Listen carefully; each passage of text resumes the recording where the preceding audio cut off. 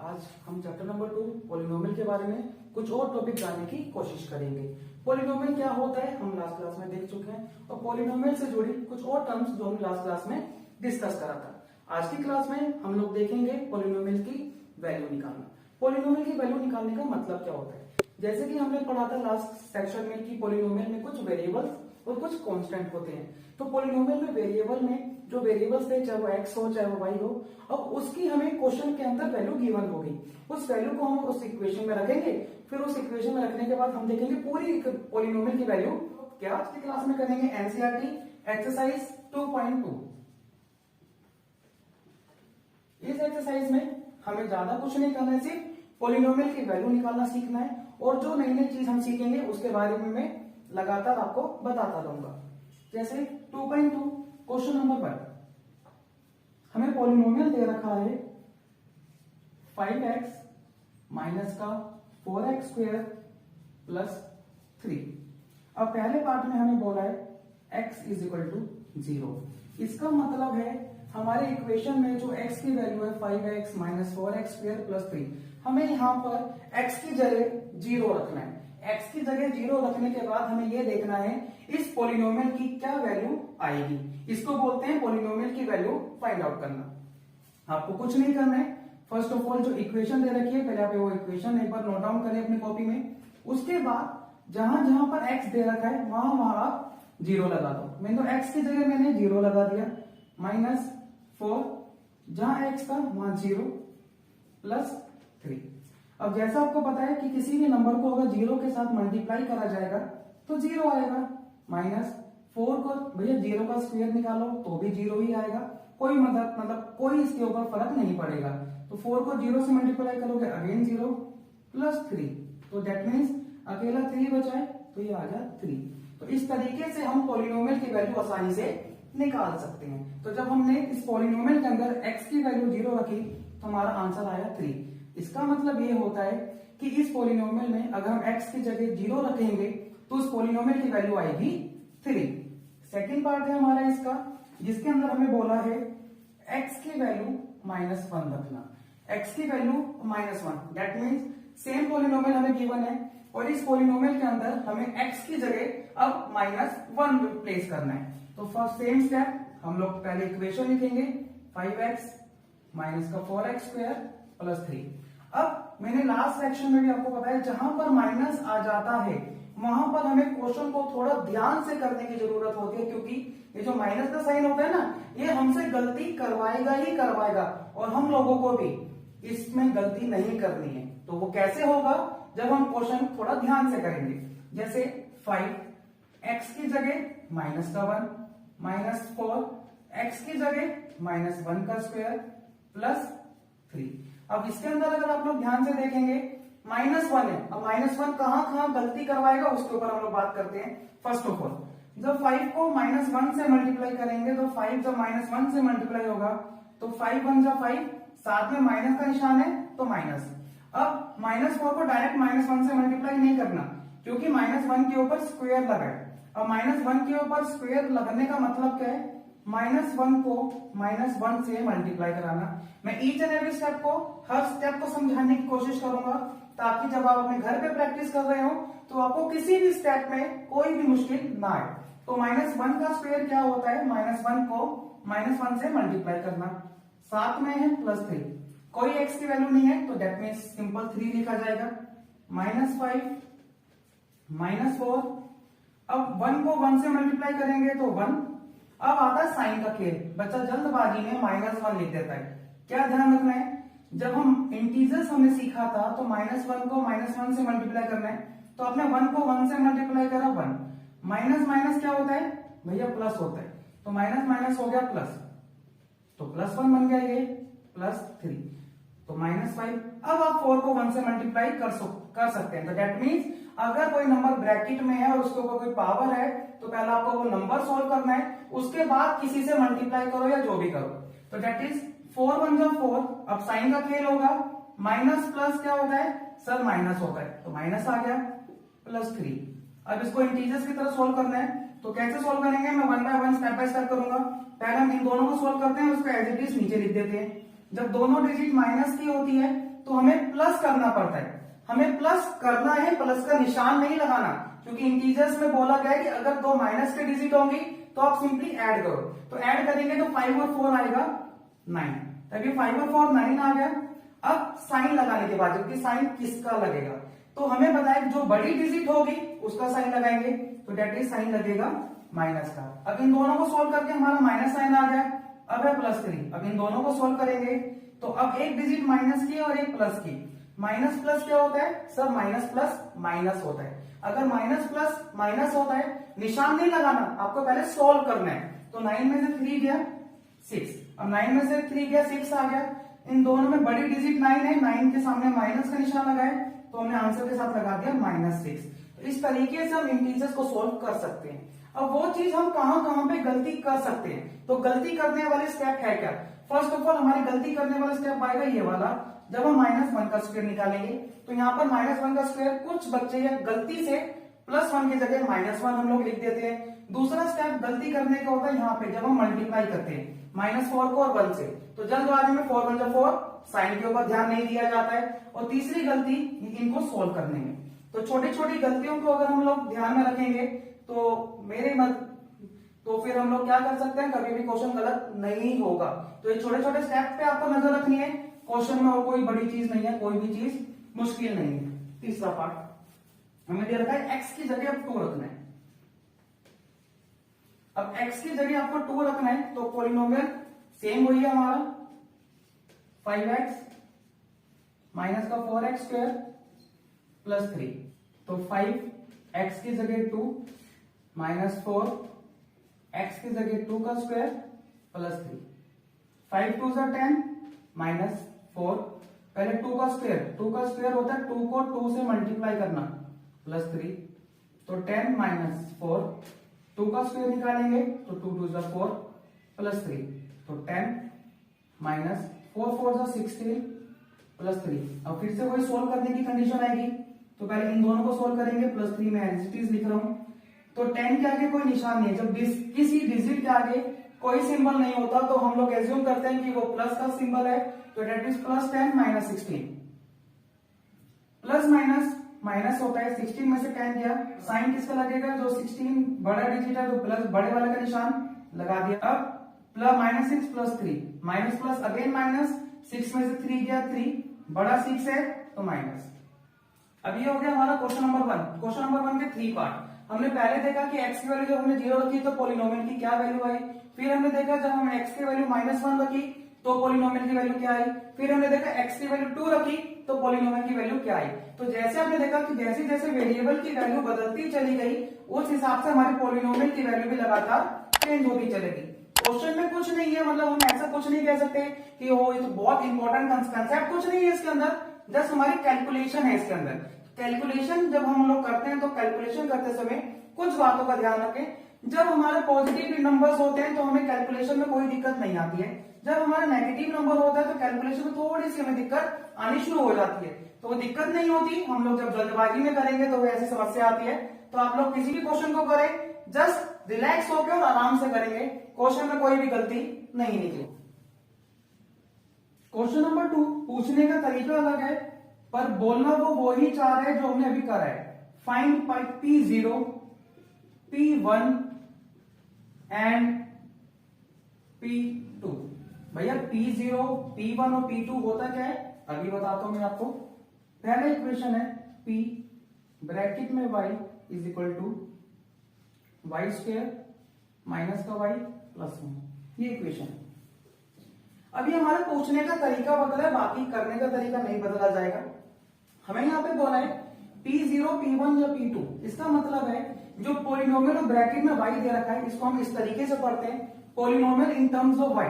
मतलब जो अब हमारी इक्वेशन है उसमें वेरिएबल है y वेरिएबल है, तो ये P0 P1 P2। इसका मतलब है एक बार हमें y की जगह 0 रखना है, एक बार हमें y की जगह 1 रखना है और एक बार हमें y की जगह 2 रखना है। दैट मीन्स एक इक्वेशन को हमें 3 वैल्यू निकालना है, एक बार 0 रखकर, एक बार 1 रखकर और एक बार 2 रखकर। तो एक एक करके हम लोग इन क्वेश्चंस को करने की कोशिश करेंगे। पहला हमने रखा P0। P0 का मतलब है y की जगह हमें 0 रखना है, तो जहां जहां y है वहां हम 0 रख देंगे। तो 0 का स्क्वायर -0 + 1। तो 0 का स्क्वायर कुछ भी नहीं होता, 0 0 + 1। जब कुछ ऐड करने के लिए है नहीं तो हमारा आंसर आ गया 1। सेकंड हमारा बोल रहा है इसमें निकालना है P1। P1 निकालने का मतलब है अब जो हमारा पॉलिनोमियल है y की टर्म्स में, अब y की जगह हमें रखना है 1। तो जहां जहां y है वहां हम 1 रख देंगे। पहले मैं इक्वेशन लिख देता हूं ताकि आपको समझ में आए कि इक्वेशन होती क्या है। तो ये हमने इक्वेशन लिख दी। अब P1, तो P1 का मतलब है y की जगह 1, तो 1 का स्क्वायर -1 + 1। तो 1 का स्क्वायर कुछ भी करो, 1 -1 + 1। तो 1 में से 1 गया 0 + 1, आंसर आ गया 1। अब हमारा तीसरा कह रहा है कि P2 रखना है हमें। अब P2 रखने के लिए पहले polynomial in terms of y मैंने लिखा, y² माइनस का y + 1। अब P2 का मतलब है हमें y की जगह 2 रखना है। ठीक है जी, 2 का स्क्वायर +2 + 1, 2 का स्क्वायर 4 + 2 + 1। सॉरी यहाँ माइनस था, हमने गलती में प्लस लिख दिया। तो 4 में से 2 गया 2 + 1, तो 2 और 1 आ गया हमारा 3। तो इस हिसाब से हमें पॉलिनोमियल को सोल्व करना है। जब पॉलिनोमियल 0 था तो वैल्यू क्या आई, पॉलिनोमियल में जब y की वैल्यू 1 हुई तो क्या हुआ, और जब y की वैल्यू 2 हुई तो इक्वेशन। तो दैट मींस करना तो वही है, वैल्यू निकालनी है। पूछने का तरीका इन्होंने चेंज कर दिया, P0 P1 P2 कुछ नहीं है भैया, हमें ये पता जाएगा कि पॉलिनोमियल किस वेरिएबल में है, और जो वेरिएबल होगा हमें उस वेरिएबल की जगह एक बार 0 रखना है, एक बार 1 रखना है और एक बार 2 रखना है। एक और पार्ट देखते हैं हम लोग। जैसे अगला पार्ट है हमारा, मैं 4th पार्ट बताऊं।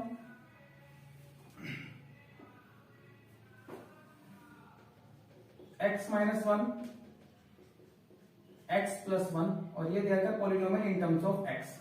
अब polynomial in terms of x दे रखा है तो मतलब क्वेश्चन है ऐसे, px की वैल्यू दे रखी है, px x - 1 x + 1। तो अब हमें क्या करना है, P0 P1 P2 फिर से वही कैलकुलेशन करना है। तो अगेन इस बार x वेरिएबल है, तो अगर मैं P0 की बात करता हूं तो P0 का मतलब है x की जगह 0 रखना है। ठीक है जी, 0 - 1 और ये हो गया 0 + 1। तो 0 - 1 की वैल्यू आएगी -1, 0 + 1 की वैल्यू आएगी 1। अब दोनों ब्रैकेट के बीच में कोई निशान है, दैट मींस दोनों आपस में मल्टीप्लाई हो रहे हैं। 1 को -1 से मल्टीप्लाई करेंगे, आंसर आएगा -1। फिर दूसरी बात, हमें P1 का मतलब है अब हमें x की जगह 1 रखना है। ठीक है जी, तो x की जगह 1, तो 1 - 1 1 + 1, तो 1 - 1 0, 1 + 1 2। अब 0 को 2 से मल्टीप्लाई करेंगे तो जल्दबाजी में 2 0 से हम 2 लिख देते हैं। ध्यान से रखना है, किसी भी नंबर को 0 से मल्टीप्लाई करेंगे, आंसर इज 0। फिर हमारा P2 का मतलब है x की जगह हमें 2 रखना है, तो जहां जहां x है वहां 2 रख दिया जाएगा।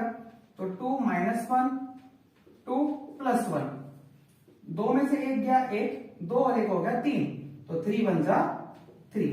तो इस तरीके से हमने देखा कि कोई भी इक्वेशन हमें आए, P0 निकालना हो, P1 निकालना हो या P2 निकालना हो, हम लोग आसानी से निकाल सकते हैं। एक और बात, मैं हर पार्ट नहीं करा रहा हूं, जो पार्ट मुझे इंपॉर्टेंट लग रहा है, क्योंकि मेरी कोशिश क्या है, मैं ये चाहता हूं कि टर्म 2 में जो सिलेबस आ रहा है 9th क्लास का, वो हम इसी टर्म्स में जितना टाइम बचा है हमारे पास, हम उसको कवर करने की कोशिश करेंगे। तो हम ये कोशिश रहेगी कि कोई भी बच्चा जो हमसे जुड़ा है, एवीएम कैरियर मेकर से जुड़ा हुआ है, तो टर्म 2 को वो ऑनलाइन आराम से बैठा बैठा कहीं पे भी बैठा हो, वो आराम से उस टर्म को पूरा कवर कर सके। अगर इन पार्ट्स के अलावा आपको किसी और पार्ट में दिक्कत आ रही है, आपको लगता है ये पार्ट भैया ने नहीं कराया था और ये मुझे नहीं हो रहा है, तो उसके लिए भी चिंता करने की जरूरत नहीं है। आप लोग कमेंट बॉक्स में उस अपने क्वेश्चन को लिखो और जो भी क्वेश्चन आपका डाउट होता है वो मुझे बताओ। अगली वीडियो में जैसा भी होगा उस डाउट को कवर करने की कोशिश करेंगे। स्क्रीनशॉट ले लो। अब हमारा टॉपिक आता है जीरोस ऑफ अ पॉलिनोमियल।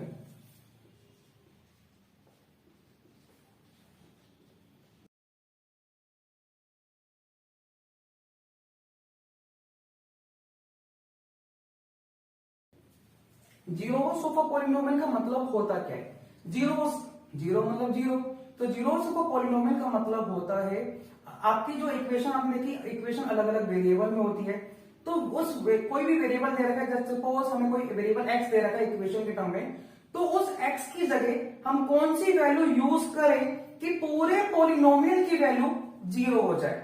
दोबारा रिपीट कर रहा हूं, हम उस पॉलिनोमियल में जो वेरिएबल गिवन है उस वेरिएबल पे हम कौन सी वैल्यू रखें, 1 2 वटेवर द वैल्यू, कौन सी वैल्यू रखें, उस वैल्यू रखने पर पूरे पॉलिनोमियल की वैल्यू अगर 0 हो जाती है तो हम लोग बोलेंगे ये चीज उस पॉलिनोमियल का जीरोस है।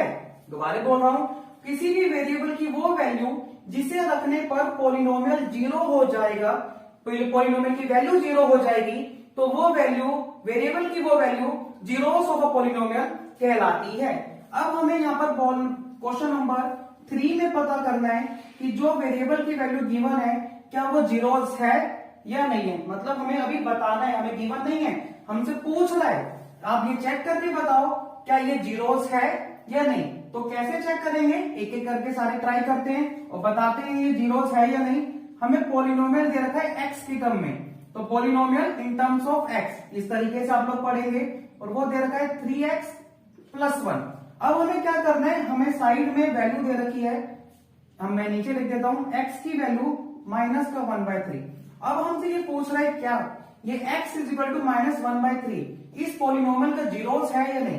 तो हमें क्या करना है, इस वैल्यू को पॉलिनोमियल में रखना है, और रखने पर अगर पूरे पॉलिनोमियल की वैल्यू 0 आ जाती है तो हम बोलेंगे yes, x = -1/3 is a zeros of this polynomial, as simple as that। तो इक्वेशन दे रखी है 3x + 1, x की जगह -1/3 तो 3, x की जगह रखना है -1/3 + 1। अब कैलकुलेशन कैसे करेंगे, 3 को -1 से मल्टीप्लाई करो तो -3/3 + 1, 3 से 3 कैंसिल हो गया, -1 + 1 क्या आ गया, 0। अरे वाह, पहले पार्ट करा, पहला पार्ट ही 0। तो डेट मीन्स जब हमें x की वैल्यू -1/3 रखी इस पॉलिनोमियल के अंदर, तो इस पॉलिनोमियल की वैल्यू हो गई 0। तो आंसर लास्ट में लिखेंगे yes, x = -1/3 is a zero of px, और px जो भी दे रखा है वो लिख देंगे। एज सिंपल, बस यही करना है और कुछ नहीं करना है इसके अंदर। हमें सेकंड पार्ट जैसे दे रखा है हमें 5x - 5, अब इसमें हमें दे रखा है x की वैल्यू आपको रखनी है 4/5। तो चलो जी सोल्व करते हैं। तो क्वेश्चन है 5x - 5, x की जगह रखना है 4/5 - 5, 4। अब ऊपर वाले से ऊपर वाले को मल्टीप्लाई करना है, तो 5 4 = 20/5 - 5, 5 से कट गया 4 पे, 4 - 5। अब कुछ बच्चे बोलेंगे सर हमें पाई की वैल्यू रख के नहीं चेक करनी। अगर आप पाई की वैल्यू रख के चेक भी करेंगे तो पाई की वैल्यू कितनी होती है, आपने पढ़ा होगा छोटी क्लास में, पाई की वैल्यू या तो 22/7 लिख लो या 3.14, जो मर्जी आप लोग लिख सकते हो। तो आपने रख दी वैल्यू 22/7, जो मर्जी आप रख सकते हो। आप वो वैल्यू भी रखोगे तब भी ये 0 नहीं आएगा, ठीक है। तो वैल्यू रख के लिखने की जरूरत नहीं है, सिंपली हमें दिख रहा है कि 4 में से कुछ भी माइनस करो तो अनलेस 4 ना हो तो वो 0 नहीं आएगा। तो सिंपल सी इक्वेशन की वैल्यू 0 नहीं आ रही, तो आंसर क्या आ जाएगा, नो, कि भैया x = 4/5 उस पॉलिनोमियल का जीरोस नहीं है। कुछ इस तरीके से हम लोग चेक कर रहे हैं।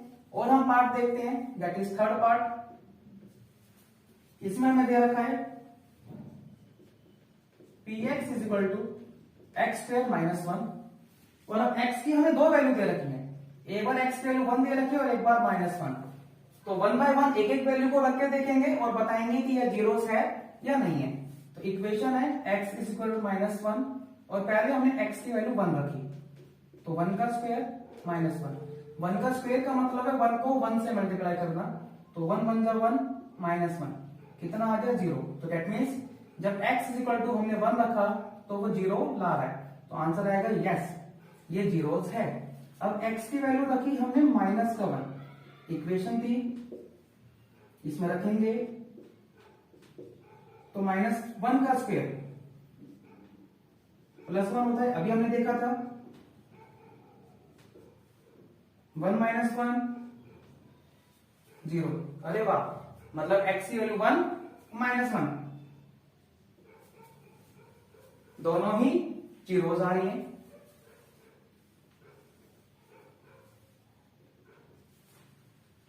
नेक्स्ट पार्ट,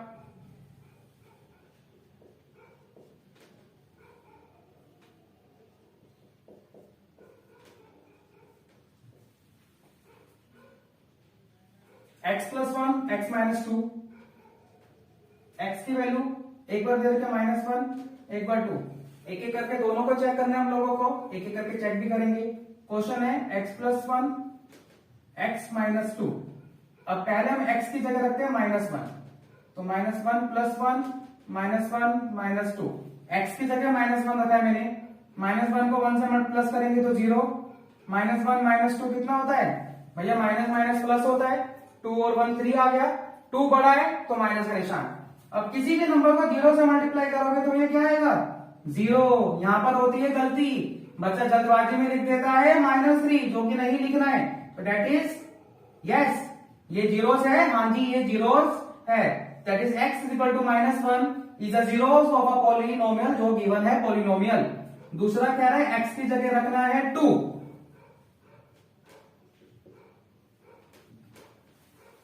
इक्वेशन लिख देता हूं पहले, x plus one X minus to,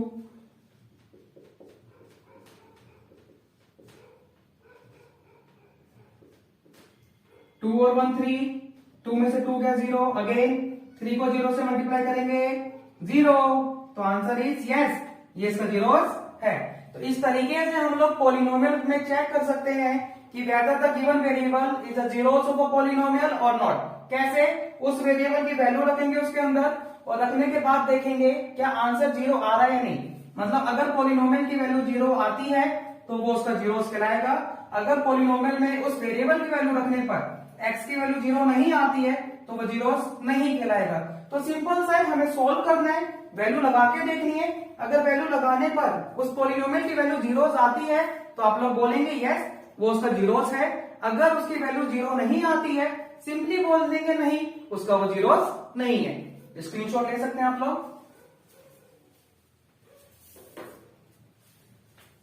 इसी पार्ट में कुछ मुझे इंपॉर्टेंट पार्ट भी पता है, वो इंपॉर्टेंट पार्ट हमें करने पड़ेंगे वरना आप लोगों को कंफ्यूजन आएगी। जैसे कि इसके अंदर हमारा पार्ट है सिक्स पार्ट, क्वेश्चन नंबर 3 का ही सिक्स पार्ट की बात कर रहा हूं मैं, जिसमें हमें polynomial in terms of X दे रखा है और सब कुछ वेरिएबल में एलएक्स प्लस एम, और हमें बोला है एक्स की जगह हम लोगों को रखना है माइनस का एम अपॉन में एल। तो डेट मीन्स हमें वेरिएबल एक्स मानना है, बाकी दोनों को कांस्टेंट की तरह ट्रीट करना है, जैसे हम कांस्टेंट को ट्रीट कर रहे थे वैसे इसको भी ट्रीट करेंगे। अब एक्स की जगह माइनस का एम अपॉन एल रखना है, अभी तक ऐसा क्वेश्चन हमें देखने को नहीं मिला, तो एल एक्स प्लस एम, अब एक्स की जगह हमें रखना है माइनस का एम अपॉन में एल प्लस एम। अब हम करेंगे कैसे, इस एल से इस एल को हमने कैंसिल कर दिया, हमारा बचा minus M plus M, same number है साइन अलग है तो कैंसिल आउट हो जाएगा, और जब हम ऐड या सब्ट्रैक्ट करते हैं और सब कुछ कट जाए तो आंसर आता है जीरो। तो क्या ये इसका जीरोस है, तो आंसर आएगा यस ये इसका जीरोस है। नेक्स्ट पार्ट है जो बच्चों को बहुत डर लगता है भैया, जैसे ही अगर रूट दिख जाता है ना तो बच्चे कहते हैं अब तो नहीं होगा, मतलब थोड़ा मुश्किल मानते हैं उस टॉपिक को। 3x स्क्वायर माइनस वन और x की वैल्यू एक बार हमें रखनी है माइनस का 1/√3 और एक बार हमें रखनी है 2/√3।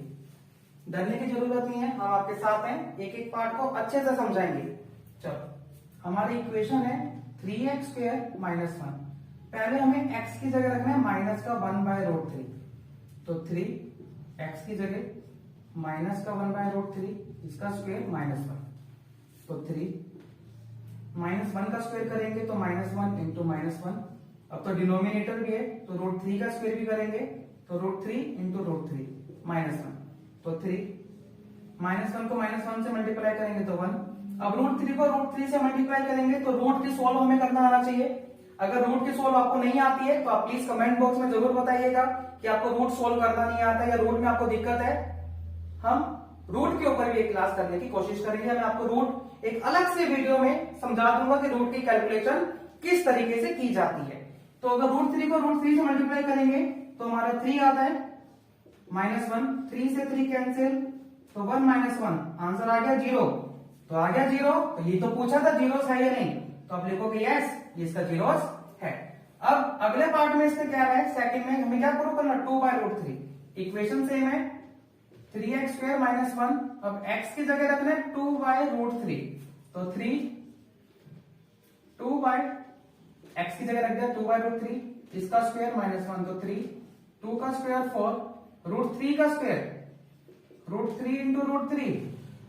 तो अभी मैंने बताया आपको √3 का स्क्वायर कितना होता है 3, तो ये भी आ गया 3 -1, 3 से 3 कैंसिल, 4 -1 कितना आ गया 3।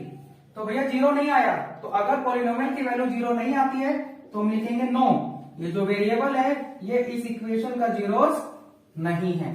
तो इस तरीके से हम लोग चेक करके पता लगा सकते हैं whether the given value is a zeros of a polynomial or not। कैसे? वैल्यूज के ऊपर, वैल्यू अगर 0 आती है तो यस, 0 नहीं आती है तो नो। ये कुछ इंपॉर्टेंट पार्ट इस क्वेश्चन के स्क्रीनशॉट ले सकते हैं आप लोग। अब इस एक्सरसाइज का एक लास्ट क्वेश्चन जिसमें हमें ये बता रखा है, अब आप जीरोस निकाल के दिखाओ। अभी क्वेश्चन क्या था, आप सिर्फ ये पता करके बताओ क्या जीरोस है या नहीं। अब हमें ये पता करना नहीं है कि जीरोस है या नहीं, अब हमारे लिए क्वेश्चन उसने बोला है अब आप ये निकाल के बताओ कि इसका जीरोस क्या होगा।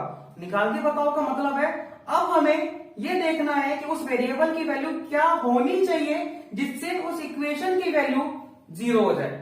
मतलब उसकी वैल्यू क्या रखें कि पूरे पॉलिनोमियल की वैल्यू 0 हो जाए। तो अब हमें उसका जीरोस निकालना है, फाइंडिंग अ जीरो, या find a zero of a polynomial.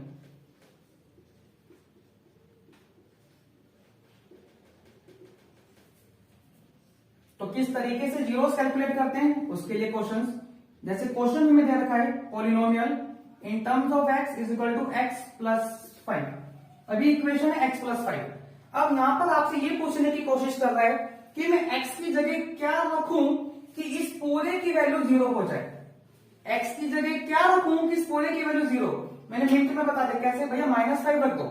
अगर मैं x की जगह -5 रखता हूं ना तो -5 प्लस 5 इज इक्वल टू 0 आ गया 0। तो डेट मीन्स अगर x की वैल्यू -5 होगी तो इक्वेशन 0 हो जाएगी। तो 0 क्या निकल गया -5। अब इसको मैंने कैसे सोचा वो मैं आपको बताता हूं। मैंने क्या करा, x प्लस 5 को बराबर रख दिया 0 से, क्योंकि मुझे आंसर 0 बनाना है तो मैंने इसका 0 बराबर रख दिया। अब जैसे आप लोग छोटी क्लास में इक्वेशन को सोल्व करना सीखते हो वो सोल्व करना है। तो x बराबर 0, ये प्लस का 5 जब दूसरी साइड जाता है तो माइनस का हो जाएगा, तो माइनस का 5। अब 0 में से 5 जाएंगे तो 5 में से 0 गया 5, निशान किसका लगेगा जो बड़ी डिजिट होगी। 5 बड़ी है तो 5 के आगे माइनस है तो x की वैल्यू आ गई -5। तो जो मैंने वर्बली बताया था कि भैया x की जगह -5 रख दो तो 0 आ जाएगा, हमने करके देखा -5 आ गया। तो इस तरीके से हम किसी भी इक्वेशन का जीरोस आसानी से कैलकुलेट कर सकते हैं। एक और पार्ट देखते हैं जिसमें दे रखा है polynomial in terms of x is equal to x minus 5। अब इक्वेशन है x माइनस 5 बराबर 0, x बराबर 0, इधर आके प्लस का 5, 0 प्लस 5 क्या हो जाएगा 5। अब इसमें ध्यान देने वाली बात क्या है, जब कोई भी डिजिट को हम चेंज करते हैं एक साइड से दूसरी साइड तो उसके साइन के ऊपर हमें ध्यान रखना पड़ता है। अगर वो डिजिट प्लस की होती है तो दूसरी साइड जाके वो माइनस की हो जाती है, अगर वो माइनस की होती है तो दूसरी साइड जाके वो प्लस की हो जाती है। यहां पर गलतियां ये वाला पार्ट करवाता है, तो साइन के ऊपर थोड़ा ध्यान रखिएगा। नेक्स्ट पार्ट है हमारा polynomial in terms of x। तो 2x प्लस 5 बराबर रख देंगे 0 के। अब जैसे सोल्व होगा वैसे करेंगे। तो 2x बराबर 0, पहले प्लस 5 को हटा के इधर लाएंगे तो ये हो गया -5। तो 2x बराबर 5 में से 0 गया 5, बड़ा है तो -5। अभी खाली नहीं हुआ है, अभी x के साथ 2 भी है, इसको भी हटाना है।